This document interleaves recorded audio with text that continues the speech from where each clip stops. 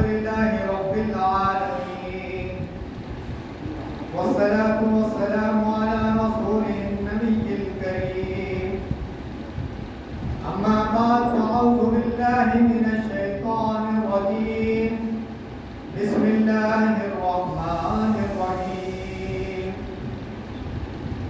قال الله تعالى في القرآن المجيد والفرقان الحميد: إن ينصركم الله فلا غالب لكم وإن يخذلكم فمن ذا الذي ينصركم من بعده وعلى الله فليتوكل المؤمنون.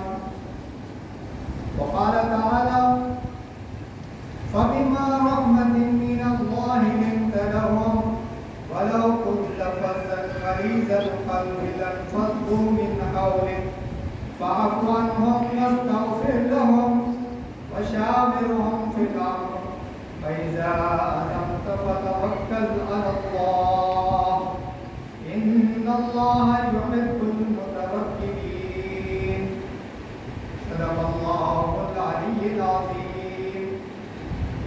محترم اور معزز بزرگوں، عزیز نوجوان ساتھیوں، پیارے بچوں، السلام علیکم ورحمۃ اللہ وبرکاتہ. یہ ماہ مبارک جس میں نبی اکرم صلی اللہ علیہ وسلم اس زمین پر تشریف لائے، اور ہر طرف ہم دیکھ رہے ہیں کہ نبی اکرم صلی اللہ علیہ وسلم کی سیرت کی اور آپ کی یاد کی محفلیں منعقد ہو رہی ہیں، اور شوق کے ساتھ، ذوق کے ساتھ مسلمان ان میلاد کی محفلوں میں، سیرت النبی کی محفلوں میں شریک ہوتے رہتے ہیں. یقیناً بے انتہا خوشی کا موقع ہے. اللہ تعالیٰ نے ہمیں نبی آخر الزمان صلی اللہ علیہ وسلم کی امت میں پیدا فرمایا، اور آپ اس ماہ مبارک میں پیدا ہوئے، تو اس میں ہمارے لیے بے انتہا خوشی. نبی اکرم صلی اللہ علیہ وسلم کی زندگی ہمارے لیے نمونہ ہے، اور اس نمونے میں ہمیشہ ہم یہ سوچتے رہیں، ہمیشہ یہ غور و فکر کرتے رہیں کہ نبی اکرم صلی اللہ علیہ وسلم کی زندگی کا کون سا پہلو میں اختیار کروں تاکہ میں بہترین نبی اکرم صلی اللہ علیہ وسلم کا امتی بنوں. گزشتہ جب مجھے یہاں جمعے کا موقع ملا تو میں نبی اکرم صلی اللہ علیہ وسلم کی سیرت کا ایک خاص پہلو آپ کی طرف توجہ دلایا کہ نبی اکرم صلی اللہ علیہ وسلم کی زندگی پر ہم جب غور و فکر کرتے ہیں تو ہمیں محسوس ہوتا ہے کہ نبی اکرم صلی اللہ علیہ وسلم ہمیشہ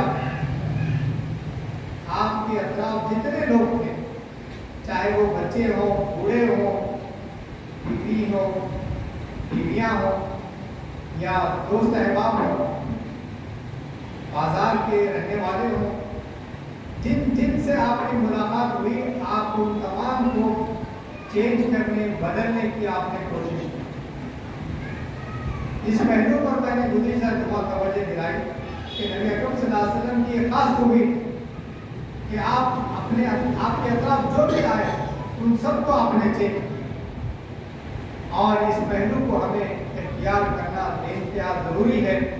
اس لیے کہ اس دنیا کے اندر اگر ہم زندہ رہنا چاہتے ہیں، بحیثیت مسلمان اگر ہم زندہ رہنا چاہتے ہیں، نبی صلی اللہ علیہ وسلم کی سنت کو اختیار کیے بغیر ناممکن ہے کہ ہم اس زمین پر باقی رہ سکیں، زندہ رہ سکیں.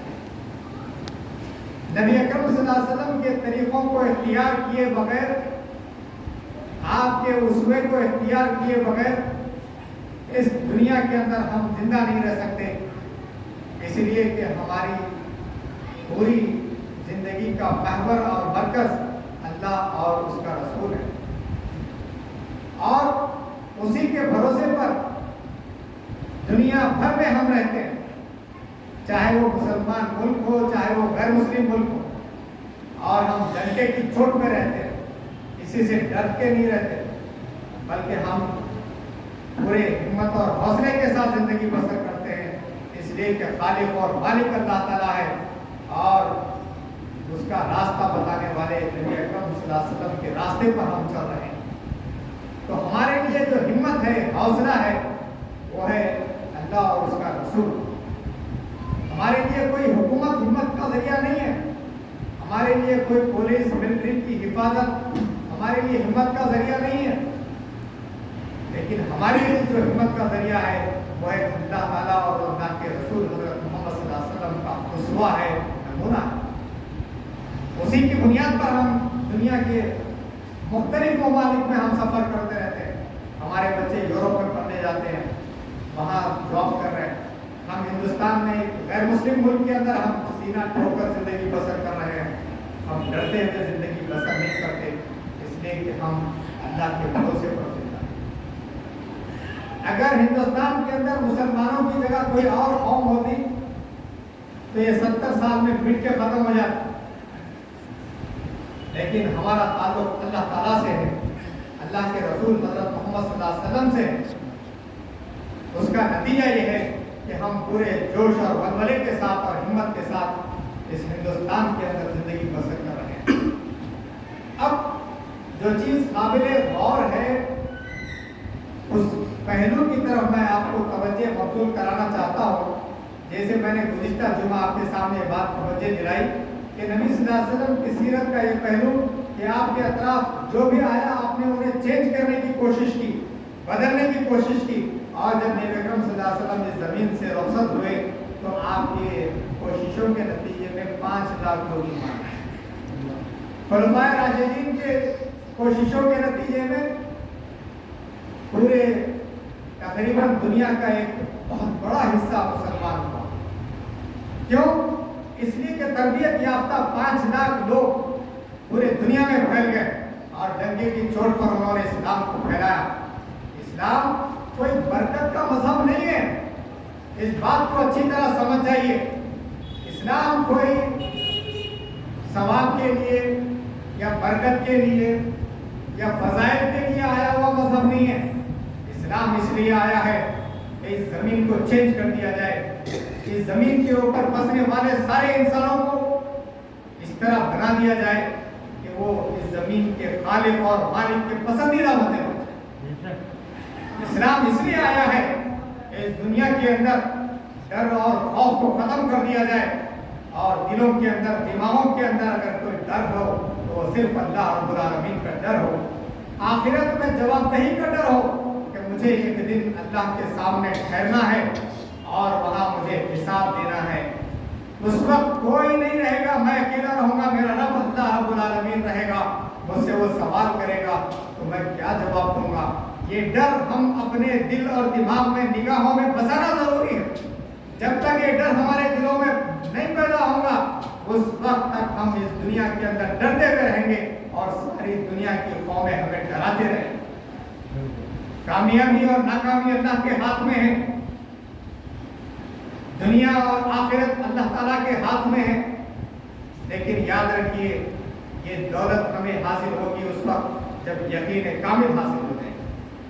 آج نبی اکرم صلی اللہ علیہ وسلم کی زندگی کا ایک اور پہلو میں آپ کے سامنے رکھنا چاہتا ہوں۔ نبی اکرم صلی اللہ علیہ وسلم نے اپنی زندگی کے اندر ایک بہت اچھی خوبی کو آپ پڑھ سکتے ہیں۔ نبی اکرم صلی اللہ علیہ وسلم کی زندگی کی ایک خاص خوبی کو آپ پڑھ سکتے ہیں، وہ ہے نبی اکرم صلی اللہ علیہ وسلم کے اندر شوق اور دلچسپی اور محبت کو آپ دیکھیں۔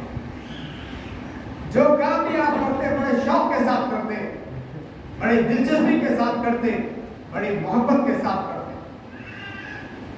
نبی اکرم صلی اللہ علیہ وسلم نے اپنے زندگی کے اس خوبی کو بیان فرمایا کہ میں کیسا شخص ہوں۔ ایک حدیث میں نبی اکرم صلی اللہ علیہ وسلم نے بیان فرمایا کہ میں کیسا شخص ہوں اور میری کیسی پسندیدگی ہے، کیا چیز سے میں محبت کرتا ہوں۔ نبی اکرم صلی اللہ علیہ وسلم نے رویے، بیہیویئر کو، نیچر کو اپنے بیان فرمایا اس حدیث کے اندر۔ آج کے اس محفل میں چند ایک پہلوؤں پر توجہ میں آپ کو دلا۔ نبی اکرم صلی اللہ علیہ وسلم نے فرمایا علم میرا ہتھیار ہے، شوق میری سواری ہے، صبر میرا لباس ہے، اور طاقت قوت اللہ کی ذات پر میرا بھروسہ ہے۔ بہت طویل حدیث ہے جس میں نبی اکرم صلی اللہ علیہ وسلم نے اپنا تعارف فرمایا کہ میں کس نیچر کا آدمی ہوں، میرا رویہ کیا ہے، میرا بیہیویئر کیا ہے، میرا ایٹیٹیوڈ کیا ہے، میں اس دنیا کو کیسے استعمال کرتا ہوں اور اس دنیا کے اندر میں کیسے زندگی بسر کرتا ہوں۔ نبی اکرم صلی اللہ علیہ وسلم نے بیان فرمایا۔ آپ نے فرمایا، اس حدیث کے چند ٹکڑے میں نے آپ کے سامنے بیان فرمایا۔ پہلی بات، چیدہ باتوں میں سے ایک بات آپ نے فرمائی، آپ نے فرمایا علم میرا ہتھیار ہے، اور ایک اور پہلو کی طرف آپ متوجہ دلائی، وہ یہ کہ شوق میری سواری ہے، دلچسپی میری سواری ہے، محبت میری سواری ہے۔ میں جو بھی کام کرتا ہوں شوق اور رغبت کے ساتھ کام کرتا ہوں، دلچسپی کے ساتھ کام کرتا ہوں۔ ایسا نہیں ہے کہ میں مردہ دلی کے ساتھ، بڑی مشکل کے ساتھ اور بہت ہی غلوتی کے ساتھ مسجد کی طرف آ رہا ہوں۔ آپ دیکھیں گے کہ مسجدوں کو آتے ہوئے مسلمانوں کا حال کیا ہے، بڑے مشکل سے آتے مسجد کو۔ نبی اکرم صلی اللہ علیہ وسلم کا معاملہ یہ تھا کہ آپ اذان ہوتی تو لپکتے دوڑتے ہوئے اللہ تعالیٰ کے دربار میں حاضر ہوتے۔ ام المومنین حضرت عائشہ فرماتی ہیں رضی اللہ عنہا، آپ فرماتی ہیں کہ نبی اکرم صلی اللہ علیہ وسلم کا معاملہ یہ تھا کہ جب اذان ہو جاتی تو آپ ایسا رویہ اختیار کرتے جیسے ان سے آپ سے اور میرا کوئی تعلق نہیں ہے، اور جھٹ اٹھا کرتے اور سیدھا لپکتے دوڑتے ہوئے مسجد کی طرف آ جاتے۔ کیا یہ رویہ ہمارا ہے؟ ہم نبی اکرم صلی اللہ علیہ وسلم کے امتی ہیں، ہم نبی اکرم صلی اللہ علیہ وسلم سے محبت کا دعویٰ کرتے ہیں، اور ہم یہ اعلان کرتے ہیں کہ واقعتاً ہم نبی اکرم صلی اللہ علیہ وسلم کے ماننے والے ہیں۔ ہمارا رویہ کیا ہے؟ نبی اکرم صلی اللہ علیہ وسلم نے فرمایا کہ شوق دلچسپی میری سواری ہے جس پر میں سوار ہو کر کام کرتا ہوں، اور ہمارا معاملہ کیا ہے؟ پوری دل جمعی کے ساتھ ہم کام کر رہے ہیں یا پھر بے دلی کے ساتھ کام کر رہے ہیں؟ مسجدوں کو آ رہے ہیں ہم تو شوق اور رغبت کے ساتھ آ رہے ہیں یا بے رغبتی کے ساتھ آ رہے ہیں؟ نیک کام کر رہے ہیں تو کیا شوق اور دلچسپی کے ساتھ کر رہے ہیں یا پھر بغیر شوق اور رغبت کے ساتھ ہمیں کام کر رہے ہیں؟ یہ چیز ہمیں اچھی طرح سمجھنے کی ضرورت ہے۔ آدمی کی زندگی کے اندر شوق اور محبت اس وقت پیدا ہوتی ہے جب اس کے ذہن اور فکر کے اندر مقصد کا شعور پیدا ہو جائے، ایم اینڈ آبجیکٹو واضح ہو جائے، میں کس لیے اس زمین کے اوپر پیدا کیا گیا ہوں، مجھے کیا کام کرنا ہے اور مجھے کیسی زندگی بسر کرنا ہے۔ جب یہ بات انسان کے سامنے واضح ہو جاتی ہے تو پھر انسان ہر کام شوق اور دلچسپی کے ساتھ کرنے لگتا ہے۔ آج مسلمانوں کا معاملہ عموماً یہ ہے کہ ہماری زندگی ایم لیس، بے مقصد ہم زندگی بسر کرتے ہیں۔ نبی اکرم صلی اللہ علیہ وسلم نے فرمایا کہ شوق میری سواری ہے، دلچسپی اور محبت کے ساتھ میں کام کرتا ہوں، شوق اور رغبت کے ساتھ کام کرتا ہوں۔ تو آپ دیکھیں گے کہ ہمارا معاملہ کیا ہے کہ ہم نیک کام جب کر رہے ہیں، نمازوں کی طرف آ رہے ہیں، اور ہم برائیوں کو مٹانے کے معاملے میں ہمارا رویہ کیا ہے، ہم خود جائزہ لے سکتے ہیں۔ کسی اور کو بولنے کی ضرورت نہیں ہے۔ ہم نیکیوں کو پھیلانے کے اندر کتنے اپنے اندر جذبہ رکھتے ہیں، برائیوں کو مٹانے کا جذبہ ہم کتنا رکھتے ہیں، اس دنیا کے اندر اللہ کے دین کو قائم کرنے کے لیے ہم کیا اپنے اندر عزم اور استقلال رکھتے ہیں، عزم اور حوصلہ رکھتے ہیں۔ اس بات کو اچھی طرح سمجھنے کی ضرورت ہے۔ آج معاملہ یہ ہے کہ ہم نے اسلام کو ایک حرکت والا مذہب سمجھ لیا ہے۔ اللہ تعالیٰ نے جو بات فرمائی ہے، شوق اور رغبت آدمی کے اندر جب پیدا ہوتی ہے، کب پیدا ہوتی ہے؟ اس کے اندر سے ڈر اور خوف نکل جائے۔ اسی لیے اللہ نے فرمایا قرآن کے اندر کہ انسان کو جو چیز سب سے زیادہ کمزور کرتی ہے، بے وقت بناتی ہے، بے حیثیت بناتی ہے، وہ ہے ڈر اور خوف۔ آدمی کو اپنے مقصد کا شعور نہیں ہے، کیوں پیدا کیا گیا، کیا کام اسے کرنا ہے۔ جب اس کے سامنے مقصد واضح نہیں ہوتا تو اسے ڈر اور خوف کا ماحول پیدا ہو جاتا ہے۔ اللہ تعالیٰ نے اس ڈر اور خوف کو دور کرنے کے لیے قرآن میں سورہ آل عمران میں فرمایا انما ذالکم الشیطان یخوف اولیاء فلا تخافوهم وخافونی ان کنتم مؤمنین۔ یہ دنیا میں جتنے شیاطین ہیں، چاہے وہ انسانوں کے روپ میں، شکل میں ہوں، یا پھر وہ شیاطین جو دلوں میں، دماغوں میں وسوسے، ڈر پیدا کرتے رہتے ہیں، اللہ تعالیٰ فرماتا ہے کہ یہ جو شیاطین ہیں، یہ تمام کے تمام شیاطین ڈر اور خوف پیدا کرتے ہیں، اور اپنے دوستوں سے وہ ڈراتے ہیں، اپنی طاقتوں سے وہ ڈراتے ہیں، اپنی صلاحیتوں سے وہ ڈراتے ہیں۔ اللہ تعالیٰ نصیحت فرماتے ہیں کہ فلا تخافوہم، ان سے مت ڈرو، وخافونی، مجھ سے ڈرو، ان کنتم مومنین، اگر تم مجھ پر بھروسہ رکھتے ہو، مومن ہو۔ تو جو چیز سب سے پہلے اللہ تعالیٰ ذہن میں بٹھاتا ہے وہ یہ ہے کہ دل اور دماغ کے ساتھ اندر سے خوف کے ماحول کو نکال دو۔ دنیا کے جتنے شیاطین ہیں آج کوششیں کر رہے ہیں اسلام کو مٹانے کے لیے، جام موقع مل رہا ہے، مسلمان کو کوئی غلطی پہ محسوس کرتے ہی مار اور ختم کر دینے کی کوششوں میں لگے ہوئے ہیں۔ یہ ساری چیزیں جو وائرل ہو رہی ہیں ان سے اللہ تعالیٰ فرماتا ہے کہ ان سے ڈرو مت، وخافونی، مجھ سے ڈرو۔ یہ سارے شیاطین مل کر جو تمہیں ڈرانا چاہتے ہیں، اپنے مقصد زندگی سے ہٹانا چاہتے ہیں، اللہ سے دور کرنا چاہتے ہیں، اسلام سے دور کرنا چاہتے ہیں، ان سے مت ڈرو، مجھ سے ڈرو۔ اور اللہ تعالیٰ پر مومنوں کو بھروسہ رکھنا چاہیے، یہ اس بات کی امید ہے کہ کل کامیابی تمہیں حاصل ہونے والی ہے۔ دنیا میں جہاں کہیں بھی مقابلہ ہوتا ہے، مقابلے میں جو چیز سب سے زیادہ انسانوں پر اثر انداز ہوتی ہے وہ خوف اور ڈر کا ماحول ہے۔ مکے کے اندر سرداران قریش نبی اکرم صلی اللہ علیہ وسلم اور صحابہ رضوان اللہ علیہم اجمعین کو ڈرایا کرتے تھے، لیکن کوئی لمحہ ایسا نہیں تھا کہ جہاں نبی اکرم صلی اللہ علیہ وسلم نے ان کا ڈٹ کر مقابلہ کیا ہو اور شوق اور رغبت کے ساتھ اسلام کی طرف لوگوں کو دعوت دی۔ کوئی لمحہ آپ نہیں دیکھ سکتے، ہر لمحہ آپ پورے شوق کے ساتھ، دلچسپی کے ساتھ لوگوں کو اسلام کی طرف بلا رہے ہیں۔ دوسرا پہلو جو خوف اور رغبت، شوق اور رغبت کو اندر پیدا کرنے کے لیے انسانوں کے اندر جو چیز ضروری ہے وہ ہے مخالفت کرنے والوں کی جدوجہد انسانوں کو ڈر میں مبتلا کر دیتی ہے۔ آج جن کے ہاتھوں میں اقتدار ہے وہ سارے اقتدار کو دیکھ کر عموماً انسان ڈرنے لگتے ہیں۔ اللہ تعالیٰ فرماتا ہے وَلَا يَحْزُنكَ الَّذِينَ يُسَارِعُونَ فِي الْخَيْرَاتِ فِي الْكُفْرِ إِنَّهُمْ لَن يَضُرُّوا اللَّهَ شَيْئًا يُرِيدُ اللَّهُ أَن لَّا يَجْعَلَ لَهُمْ حَظًّا فِي الْآخِرَةِ وَلَهُمْ عَذَابٌ عَظِيمٌ۔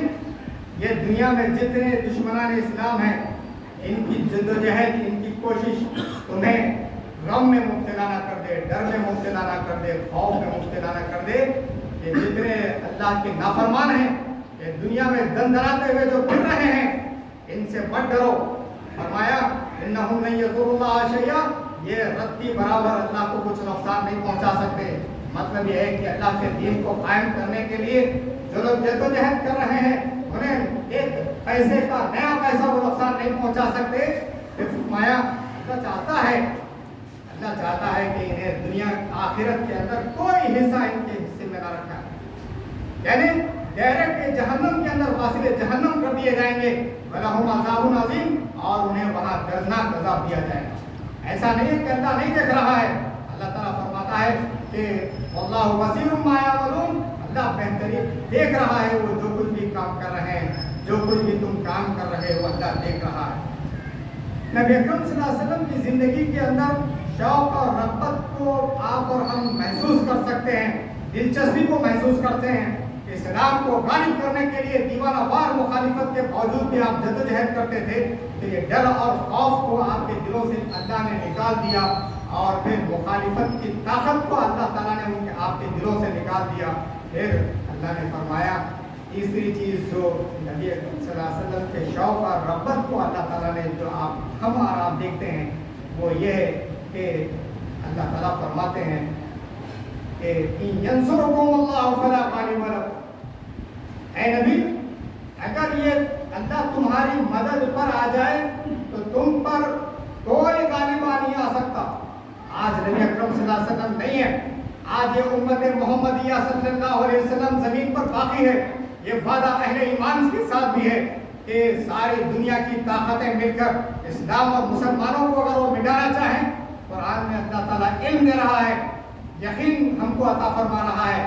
ان ینصرکم اللہ فلا غالب لکم، اللہ تعالیٰ جب تمہاری مدد کے لیے آ جائے تو کوئی غلبہ نہیں پا سکتا، تم پر کوئی غالب نہیں ہو سکتا۔ وَإِن يَخْذُلْكُمْ، اور اگر اللہ تعالیٰ اپنی مدد کو تم سے چھین لے، اگر اپنے دستے رحمت کو شفقت کو اللہ تعالیٰ تم پر سے ہٹا لے تو کوئی زمین کی طاقت ہے مسلمانوں تمہاری مدد نہیں کر سکتی۔ آج جتنے ماڈرن مسلمان ہیں موقع ملتے ہی بے حیائی کے ہر ایک کام کر رہے ہیں، جتنے نوجوان بچے بچیاں غیر مسلم اسکولوں میں کالجوں میں پڑھ رہے ہیں، ان مسلمانوں کے اسکولوں میں کالجوں میں پڑھ رہے ہیں جنہیں اسلام نہیں معلوم ہے، آپ یقین مانیے آنے والے 10 سالوں کے بعد ان کا اسلام خطرے میں ہے۔ اس بات کو آپ اچھی طرح ذہن نشین کر لیجئے کہ آج ہندوستان کے اندر جتنے بچے اور بچیاں مسلمان غیر مسلم کالجوں میں اسکولوں میں پڑھ رہے ہیں، یا وہ مسلمانوں کے اسکولوں اور کالجوں میں پڑھ رہے ہیں جہاں اسلام سے ان کا کوئی تعلق نہیں ہے، تو سمجھ جائیے وہ ڈانڈیا بھی کھیلیں گے، وندے ماترم بھی پڑھیں گے، سرسوتی کی پوجا بھی کریں گے، انہیں کوئی چیز نہیں معلوم ہے کہ بچہ ان کی بات سنتا ہے جو استاد بولتا ہے۔ آپ تجربہ کر کے دیکھ لیجئے، آپ 1000 مرتبہ ایک بات بولیے اور بچہ یہ کہے گا کہ میرے ٹیچر نے یہ بات کہی ہے وہی صحیح ہے۔ میں آپ سے یہ بات کہنا چاہتا ہوں، نبی اکرم صلی اللہ علیہ وسلم نے ہمیں یہ تعلیم دی ہے کہ ہم اپنے آنے والے نسلوں کی حفاظت کریں، اور آپ کی پوری شوق اور رغبت نوجوان بچوں کے ساتھ، معصوم بچوں کے ساتھ، چھوٹے چھوٹے بچوں کے ساتھ آپ اتنی محبت کے ان کے ساتھ کبھی کھیلتے، ان کے ساتھ محبت کے ساتھ ملتے۔ ایک صحابی آئے، امام حسن اور حسین کو آپ گلے لگا رہے پیار کر رہے ہیں، تو آپ نے کہا کہ میں تو ایسا اپنے بچوں سے محبت نہیں کرتا۔ آپ نے فرمایا اگر اللہ نے تجھے محبت نہیں دی ہے تو میں کیا کروں؟ آنے والی نسلیں یہی وہ بچے ہیں، آنے والے بچے 10 سال کے بعد ہندوستان کا مستقبل بنیں گے۔ ان کو ہمیں مسلمان بنانے کے لیے اسلام پسندوں کے ساتھ، ان لوگوں کے ساتھ جو شوق اور جذبہ رکھتے ہیں، ولولہ رکھتے ہیں، ان سے وابستہ کریں اور پھر اسلام کا صحیح تعلیمات سے واقف کرائیں۔ یہ والدین کی ذمہ داری ہے۔ میں آج اپنے خطبے کو اس بات پر ختم کرتا ہوں کہ ہمیں نبی اکرم صلی اللہ علیہ وسلم کے اس سیرت کے پہلو کو اچھی طرح ذہن نشین کرنے کی ضرورت ہے۔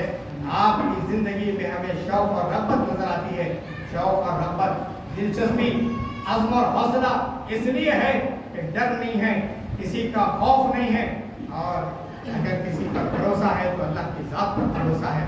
یہی وہ پہلو ہے جو آج ہماری زندگیوں کے لیے ضروری ہے۔